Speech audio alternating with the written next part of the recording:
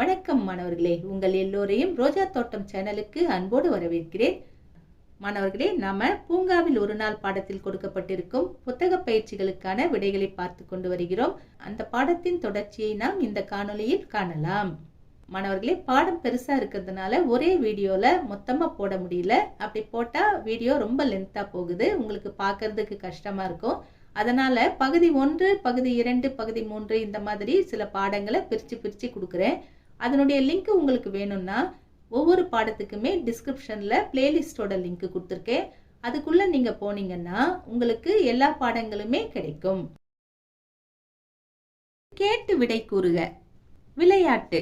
நானும் அண்ணனும் விளையாடினோம். அது ஒரு புதிய விளையாட்டு. தெரிந்த மரங்கள், பூக்களின் பெயர்களை எழுதி கொண்டோம்.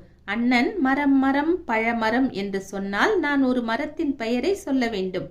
நான் பூ பூ நல்ல பூ என்று சொன்னால் அண்ணன் பூவின் பெயரை சொல்ல வேண்டும். ஒவ்வொரு விடைக்கும் ஒரு புள்ளி. ஒரு முறை சொன்ன விடையை மீண்டும் சொல்லக்கூடாது. மகிழ்ச்சியாக விளையாடினோம். எனக்கு 20 புள்ளிகள் கிடைத்தன. அண்ணனுக்கு 22 புள்ளிகள் கிடைத்தன. வெற்றி பெற்றது யார் என உங்களுக்கே தெரியும் தானே? இப்போ வெற்றி பெற்றது யாரு?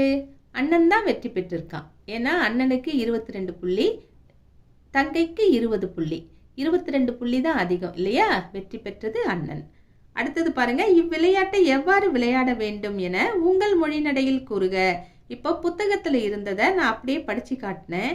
இதை நீங்க படிச்சு காட்டாம இதை எப்படி விளையாடணும்னு நீங்க அப்படியே சொல்லி காட்டணும். சரிங்களா? நானும் அண்ணனும் விளையாடினோம். இது ஒரு புதிய விளையாட்டு. மரங்கள் பெயர்கள், பூக்கள் பெயர்கள் எல்லாம் நாங்க முதல்ல எழுதிக்கிட்டோம். அண்ணன் மரம் மரம் பழமரம்னு சொன்னா நான் உடனே ஒரு மரத்தின் பெயரை சொல்லணும். நான் பூ பூ நல்ல பூன்னு சொன்னா அண்ணன் பூவின் பெயரை சொல்லணும். கரெக்டா சொல்லும்போது ஒரு புள்ளி கிடைக்கும், சொல்லலைன்னா கிடைக்காது. ஒரு முறை சொன்ன விடைய அடுத்த முறை சொல்லக்கூடாது. இந்த மாதிரி இந்த கதையை ஓரலா உங்கள் சொந்த நடையில கேஷுவலா எப்படி நீங்க கதை சொல்லுவீங்களோ அப்படி சொல்லணும். சரிங்களா? அடுத்து பாருங்க, சிந்தித்து விடையளிக்க. இங்க 2 படங்கள் தரப்பட்டிருக்கு. ஒரு பார்க்ல குழந்தைங்க எல்லாம் விளையாடுறாங்க. இங்க ஒரு மருத்துவமனை இருக்கு. ஒரு மருத்துவர் இருக்காரு, சின்ன குழந்தைங்க எல்லாம் இருக்காங்க. இப்போ 2 படத்திற்கும் உரிய அறிவிப்பு எது? 2 படத்துக்கும் உரிய அறிவிப்பு எதுன்னு சொல்லணும். 3 அறிவிப்பு இருக்கு. ஏதோ ஒரு அறிவிப்பு தான் 2 படத்துக்கும் பொருந்தும். இப்போ சத்தம் போடாமல் இருக்கவும்னு இருக்கு முதல் அறிவிப்பு. சத்தம் போடாம எப்படி இருக்க முடியும்? பார்க்ல விளையாடும் போது சத்தம் வரும் தானே, அப்போ அது பொருந்தாது. பூக்களை தொடாமல் பார்க்கவும். ஆனா இங்க மருத்துவமனையில இங்க பூக்கள் எல்லாம் இல்ல பாருங்க, அப்போ இந்த அறிவிப்பு 2த்துக்கும் பொருந்தாது.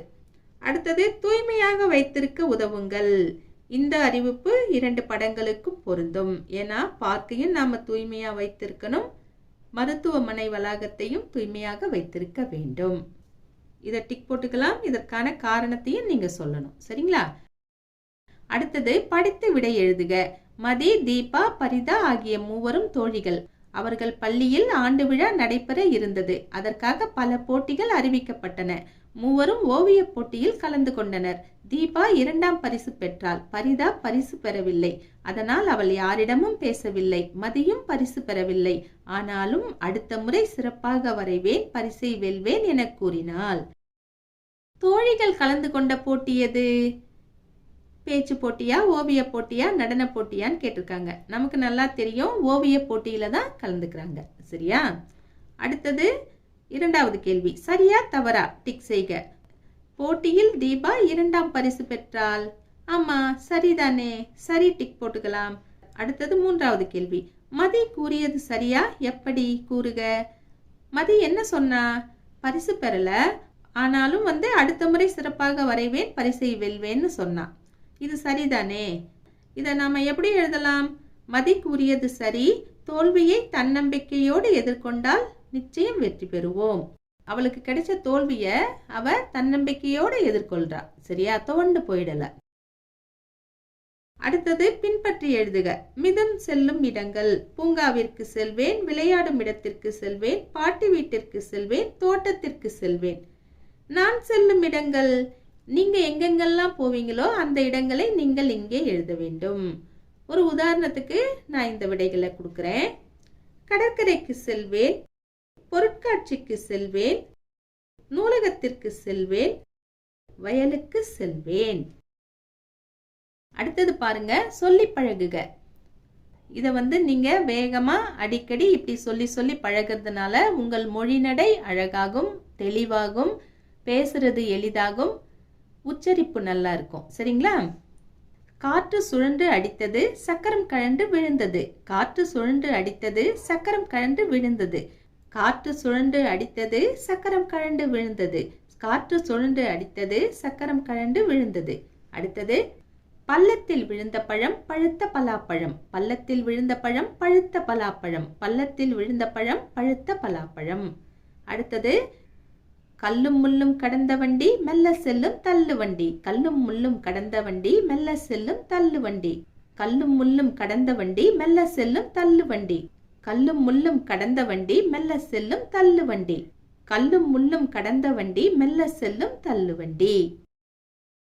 அடுத்து பாருங்க, பொருத்தமானதை டிக் செய்து காரணம் கூறுக. இங்க படங்கள் கொடுத்திருக்காங்க, படத்துக்கு நேரா கேள்வியும் கேட்டிருக்காங்க.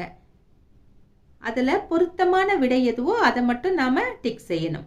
பள்ளி நூலகத்தில் நண்பருடன் பேசுவேன், அமைதியாக படிப்பேன், சத்தமாக பேசுவேன். இங்க நூலகம் இருக்கு, எல்லாரும் படிச்சுக்கிட்டு இருக்காங்க. இந்த இடத்துல எது சரியான விடை? பள்ளி நூலகத்துல நண்பர்கிட்ட பேசக்கூடாது, சத்தமாவும் பேசக்கூடாது. அமைதியாக படிப்பேன் என்பது சரியான விடை. ஏன்னா நூலகம் என்பது அனைவரும் படிக்கக்கூடிய இடம். அந்த இடத்துல நாம அமைதியை காக்கணும், சத்தம் போடக்கூடாது. அதனால் அமைதியாக படிப்பேன், இதை டிக் போட்டுக்கோங்க. அடுத்தது, பூங்காவில் பூக்களை பறிப்பேன், பூக்களை பறிக்க மாட்டேன், பூக்களை வாங்குவேன். பூக்களை பறிப்பேன் என்பது தவறான விடை. பூக்களை வாங்குவேன் என்பதும் தவறான விடை. பூங்கா என்ன பூக்கடையா போய் பூவை வாங்குறதுக்கு? அதனால அதுவும் தவறான விடை. பூக்களை பறிக்க மாட்டேன் என்பதுதான் சரியான விடை. அடுத்தது, சாலையில் ஓடி கடப்பேன், இருபுறமும் பார்த்து கடப்பேன், ஒரு புறம் பார்த்து கடப்பேன். இங்கே சரியான விடை எது? இருபுறமும் பார்த்து கடப்பேன். சாலையில ஓடி கடக்க கூடாது, விபத்து ஏற்படும். அதே மாதிரி ஒரு புறம் பார்த்து கடப்பேன், ஒரு புறம் பார்த்தோம்னா இன்னொரு புறத்துல வாகனம் வந்தா என்ன ஆகுறது? அதனால அதுவும் தவறான விடை. எது சரியான விடை? இருபுறமும் பார்த்து கடப்பேன், இது சரியான விடை. அடுத்தது, வகுப்பறையில் குப்பையை எடுத்தால் குப்பை தொட்டியில் போடுவேன், தரையில் போடுவேன், வெளியில் வீசுவேன். ஒரு குப்பையை எடுக்கிறோம்னா அதை கொண்டு போய் குப்பை தொட்டியில தான் போடணும். அதை திரும்பவுமே தரையில போடுறதோ வெளியில வீசுறதோ கூடாது. சரியா? சரியான விடை எது? குப்பை தொட்டியில் போடுவேன். மாணவர்களே, இன்று நாம் பூங்காவில் ஒரு நாள் பாடத்தில் கொடுக்கப்பட்ட புத்தக பயிற்சிகளை பார்த்து கொண்டு வருகிறோம். இந்த பாடம் இதோடு முடியல, பயிற்சிகள் இன்னும் நிறைய இருக்கு.